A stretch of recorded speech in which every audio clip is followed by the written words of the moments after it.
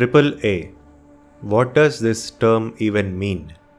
Well, history indicates that this term was borrowed from the financial industry where AAA bonds are considered to be one of the safest investments, followed by AA, A, and so on, all the way till C. Similarly, in video games, the tag AAA was attached to games that were considered to offer the lowest risk to publishers.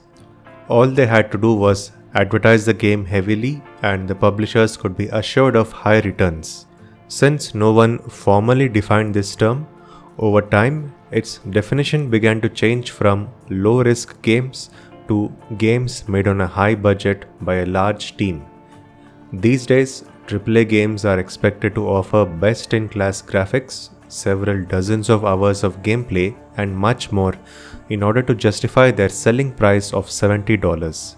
In a lot of cases, they also have several higher-priced editions that offer extra content, most of which is considered unnecessary by the community. But let us go back a bit to look at the originally intended definition of AAA games. Games that are considered to be safe investments by the publisher. That is certainly no longer the case these days, and in fact, it is quite the opposite. Making AAA games is a high-risk endeavor that requires hundreds of millions of dollars of investment with almost no guarantee that you will break even, let alone make a decent profit. From the recent Insomnia Games leak, we have some data for the studio's recent releases. Marvel's Spider-Man 2 cost more than $300 million to develop and offered a return on investment of around 35% or $105 million.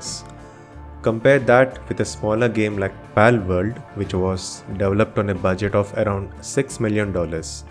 And while we don't know the exact numbers of how much revenue it earned, we do know that it sold more than 15 million copies on Steam. So taking into consideration regional pricing and exchange rates, we can safely estimate that it has earned more than $200 million, which is a return on investment of more than 3200%. Of course, this is like comparing apples and oranges. Plus, games like Palworld are outliers. The average indie or AA game does not sell 15 million copies, while the average AAA game does sell at least 1 million copies purely based on marketing hype.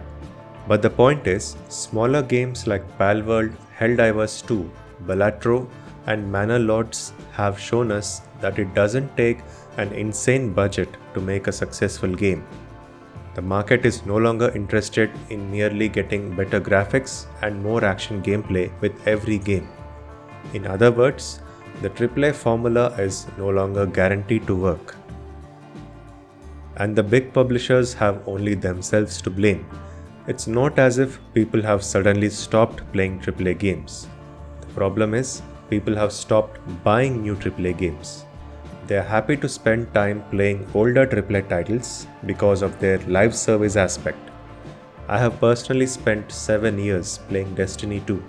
I have purchased every expansion at launch, and while I have considerably cut down on playing that game now, I still jump in from time to time just to see if there's anything new to do. Something similar is happening all over the world with live service games, and it's becoming more difficult to sell new games to people even if they try to offer something new. Let's take the example of Immortals of Avium. It was the first game developed by Ascendant Studios, a company formed by a group of industry veterans in 2018. From day one, they gave themselves the goal of making a AAA game. So they hired 100 people within a year and started developing Immortals of Avium, a first-person shooter set in a futuristic fantasy world. Their USP was that instead of guns, you would be using finger magic and everything would look pretty since the game was being developed on Unreal Engine 5, a technology that was still relatively new when the game was announced. To the credit of the studio, the game turned out fine. It looked great and all the particle effects were perfect for the marketing team to create beautiful trailers. And the finger guns mechanic made enough people curious to take a look. But sadly, the game launched with mediocre reviews. While the experienced team had succeeded in building a technically superior product, they also stuck to the tried and tested AAA game formula, and audiences were simply not interested. It didn't help that the game was launched in the same month as Baldur's Gate 3, which was steadily winning the hearts of the gaming community simply by offering a new and unique experience. I played Immortals of Avium through PS Plus recently and found that after the initial appeal of the finger guns wore off, it felt like a very generic game, going through the expected formula of clearing a room full of enemies, going and solving some puzzles, watching a cutscene that gives you the next objective, and then repeating the whole thing all over again. It felt like an outdated game in a very pretty wrapper, and I didn't finish the game.